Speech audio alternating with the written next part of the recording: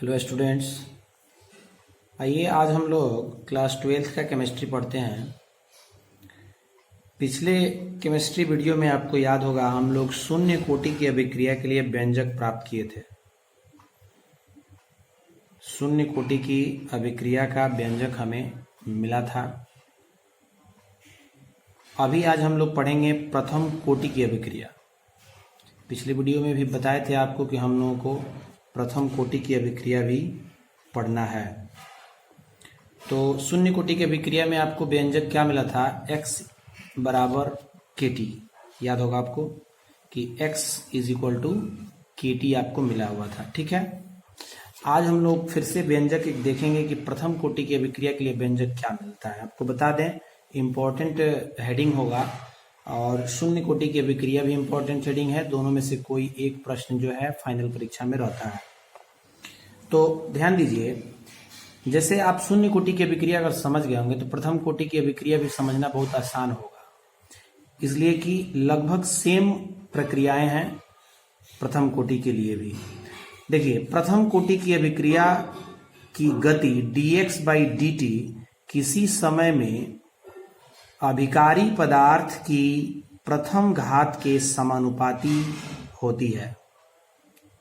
ठीक है, प्रथम कोटि की अभिक्रिया किसी समय में जो है dx by dt का क्या होगा? प्रथम घात। आपको बता दें कि हम लोग पीछे वीडियो में यहाँ पे पढ़ रहे थे कि शून्य घात अभिकारक की सांद्रता के शून्य dx by dt सांद्रता है, उसका शून्य घात का समानुपाती होता है।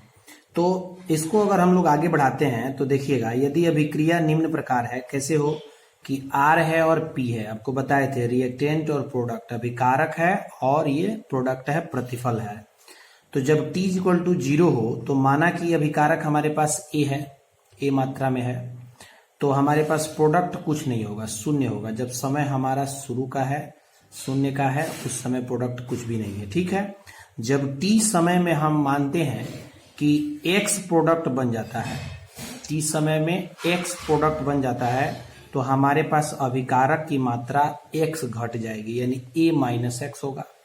क्लियर है?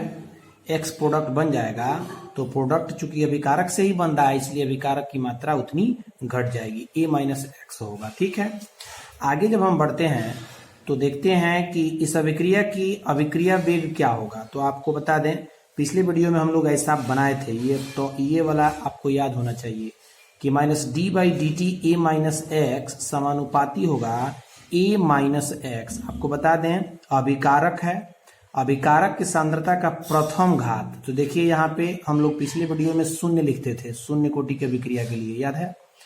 और अभी हम लोग यहाँ पे क्या लिखेंगे? एक लिखेंगे। तो एक नहीं लिखा गया है, लेकिन आप समझिए यहाँ पे 1 है पावर में। ठीक है ना? तो प्रथम घात की ये समानुपाती हमको मिल गया। अब हम उसको जैसे अवकलज करते हैं वैसे इसको हल कर लेंगे, आगे बढ़ाएंगे। तो ध्यान दीजिएगा कि minus D A by D T, minus d by D T से ए में गुणा होगा। उसी तरह से माइनस माइनस प्लस हो जाएगा D X by D T. Clear है? Minus minus plus. और समानुपाती को हटाने के लिए स्थिरांक लेते हैं, आपको पिछले वीडियो में भी बताया गया था, अभिक्रिया वेग स्थिरांक। और ए माइनस एक्स का ए माइनस एक्स होगा। क्लियर है? आप यहां देखेंगे तो dx by D t equal to k a minus x. कैसे?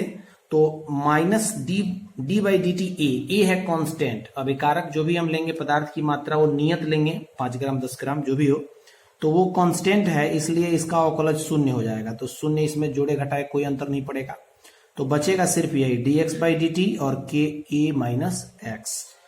हम जो है ध्यान दीजिएगा कि ए माइनस एक्स जो आप देख रहे हैं, ए माइनस एक्स जो है गुणा में है, उसको हम नीचे बटा में भेज सकते हैं। और dt जो है हम इसको भाग में दिख रहा है, इधर ला सकते हैं, तो k dt बन जाएगा। समझिए, a माइनस एक्स नीचे आ गया और dt जो है ऊपर चला गया। क्लियर है यहां तक? अब यहां देखिए आपको लिखा गया है, ये हमको समीकरण 1 मिल गया, इक्वेशन 1। k क्या है? तो एक स्थिरांक है जिसको वेग स्थिरांक कहा जाता है। दिख रहा है आपको? k जो है क्या है? वेग स्थिरांक है। अभी जो हम लोग k ये हटा करके k लिख रहे हैं ना, नियतांक प्रोपोर्शन समानुपाती हटाकर जो k डाल रहे हैं, तो k क्या है? वेग स्थिरांक है। ठीक है, अब आता है एक समीकरण 1 को हम जो है सॉल्व करेंगे और आगे बढ़ाएंगे तो हमें प्राप्त होगा हमारा इक्वेशन। ठीक है, तो ध्यान दीजिएगा कि हम जो है समीकरण 1 से चलेंगे। समीकरण 1 का दोनों ओर समाकलन करने पर समीकरण 1 जो हमारे पास है, समीकरण 1 यही है dx by a minus x और k dt। तो समाकलन हम दोनों ओर कर देते हैं। समाकलन इज इक्वल टू k नियतांक है तो बाहर चला जाएगा, समाकलन dt। आपको याद होगा शून्य कोटि के अभिक्रिया में भी हम लोगों ने ऐसा किया था। ठीक है, अब ध्यान दीजिए यहाँ पे आपको दिखने लगेगा कि आपको एक फॉर्मूला होता है, आपको बता दे 1/x समाकलन dx बराबर होता है log x। ठीक है, समाकलन हम लोग पढ़ेंगे चैप्टर में, वहां पे ये चीज मिलेगा। तो हमको मिलने वाला है, देखिए वही कि log a माइनस एक्स। लेकिन आप फिर से एक बात ध्यान दीजिए, यहाँ पे x नहीं है, a माइनस एक्स है। तो हम a माइनस एक्स का फिर से जो है क्या करेंगे कि देखेंगे, इसका रूल होता है कि अगर x के बगल में कोई अंक है तो वो जो है समाकलन में गुणा में लग जाता है। ठीक है, तो यहाँ पे आपको जो सॉरी भाग में लगता है समाकलन में, और अवकलज में गुणा में लगता है। तो भाग में लगेगा माइनस तो वो ऊपर ही जाएगा, तो इसलिए x के आगे जो माइनस है वो माइनस यहाँ पे आएगा। मेरे कहने का मतलब अगर यहाँ पे +2 दिया रहता तो हम इसको इसके आगे 2 लिखना पड़ता। ठीक है, तो log a माइनस एक्स, ठीक है, बराबर k, और समाकलन dt जब करेंगे तो समाकलन से d कैंसिल होगा तो हमारे पास t बचेगा, प्लस में हम c लिखेंगे। आपको पिछले वीडियो में भी बताए थे कि c जो है समाकलन में कांस्टेंट के लिए लगाया जाता है। ठीक है, यहां तक हमको मिल गया। अब देखिए इसके आगे हम क्या करेंगे, तो इसके आगे ये समझ में आ रहा है आपको कैसे मिला, 1/a माइनस एक्स का समाकलन हो गया log a माइनस एक्स, और माइनस यहाँ पे लग गया। आपको ये बता दें, ये इसका e जो है ये आधार है, इसका बेस है। जैसे आप पढ़े होंगे log 10 2 यहाँ पे लिखा हुआ है, log 20 लिखा गया है, log 100 लिखा गया है। तो e ये है, ठीक है, बेस है इसका e, वो कुछ भी हो सकता है। ठीक है, अधिकतर 10 में माना जाता है, अभी हम लोग इसको आगे चेंज करेंगे। तो ध्यान दीजिएगा, जब t इक्वल टू 0 तो x बराबर भी 0। हम लोग अभी उधर तो पढ़ रहे थे r और p में कि जब समय शून्य है तो हमारे पास जो है x नहीं था, प्रोडक्ट हमारे पास नहीं था। तो हम इस मान को अगर यहाँ पे रखते हैं तो देखिएगा कि माइनस log e a का a, x के जगह पर 0, x बराबर 0 है, सब समय 0 है तो, और k इंटू टी भी 0 होगा जब t 0 है, प्लस में c। तो हमको मिल जाता है माइनस log e से हम 0 घटा लेंगे तो a ही बचेगा, और बराबर में ये तो टोटल 0 हो जाएगा इंटू c, यानी हमको c मिल गया इतना। ठीक, अब ये मान हम यहाँ पे रख सकते हैं c के जगह पे, तो हमको मिलेगा इसलिए log minus log e a minus x, ये वाला है, इज इक्वल टू के टी, और c के जगह पे हम लिख देंगे माइनस log e a। पिछले वीडियो में भी हम लोग c का मान निकाल रहे थे, 0 आया था।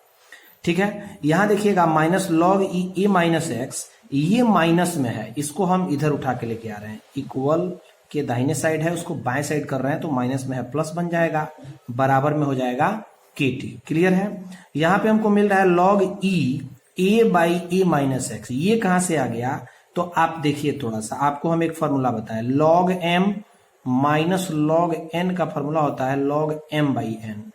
तो आप देखिए यहाँ पे ऐसा दिख रहा है, थोड़ा सा आपको ध्यान देना होगा, ये शुरू का समझिए पद कि log m और माइनस log n।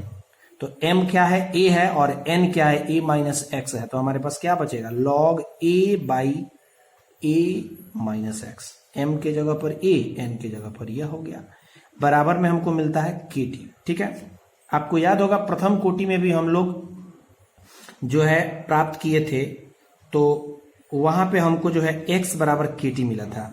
ठीक है, यहां पे हमको क्या मिलने वाला है, ये हमको समीकरण यहाँ पे देखना है। तो ध्यान दीजिए अब कि इसको अगर हम आगे बढ़ाते हैं, ये तो हमको मिल चुका है। एक चीज देखिएगा, ये जो पॉइंट आप देख रहे हैं 2.303 log a by a minus x, यहाँ पे जो e बेस देख रहे हैं, इस e बेस को हटाने के लिए हम जो है इसके अंदर जो है गुणा करते हैं 2.303 से। ये पॉइंट आप याद कर लीजिए, ठीक है, 2.303 से गुणा करते हैं। जैसे ही इसको करते हैं तो अब यहां से ये बेस हट जाता है, और जैसे ही हटता है तो अब इसको 10 माना जाता है। ठीक है, समझिएगा, अगर कहीं log 10 लिखा है तब तो सही है, लेकिन अगर log 10 नहीं है तो उसको हटाने के लिए हम 2.303 से गुणा करते हैं और उसको अब 10 माना जाता है। या तो यहाँ पे लिखा जाए तो, नहीं लिखा जाए तो, दोनों बात सेम है। ठीक है, समझ गए। अब देखिए हमको k इज इक्वल टू प्राप्त करना है, तो t जो है क्या है, गुणा में है, उसको हम भाग में भेज देंगे। तो t जो है चलाया भाग में, यानी हमको क्या मिल जाता है 2.303 बाई टी और log a माइनस एक्स। ठीक है, इसके बाद ये पॉइंट मिलता है कहां से, तो k is equal to t जो है गुणा में है, उसको हम भाग में भेज देंगे, तो 2.303 बटा टी हो जाएगा और बाकी जो पद है वही है। आप ध्यान से देखेंगे, इंपॉर्टेंट है ये। ठीक है, ये आपको ऑब्जेक्टिव में भी आता है कि निम्न में से कौन प्रथम कोटि की अभिक्रिया का व्यंजक है, तो इस पॉइंट को आप ध्यान रखिएगा। ठीक है, यही आपका मुख्य पॉइंट है प्रथम कोटि की अभिक्रिया के लिए। इसे देख सकते हैं, नीचे लिखा है इसे प्रथम कोटि की अभिक्रिया का समीकरण भी कहा जाता है। जैसे आप शून्य कोटि की अभिक्रिया में आपको क्या मिला था, x बराबर के टी। आपको फिर से एक बार रिवाइज करा देते हैं, x बराबर के टी आपका शून्य कोटि की अभिक्रिया के लिए व्यंजक मिला था, और अभी हम लोगों को प्रथम कोटि की अभिक्रिया के लिए ये मिला है। थोड़ा सा बड़ा है, लेकिन इसको एक दो बार आप पढ़ लेंगे, याद हो जाएगा। ठीक है।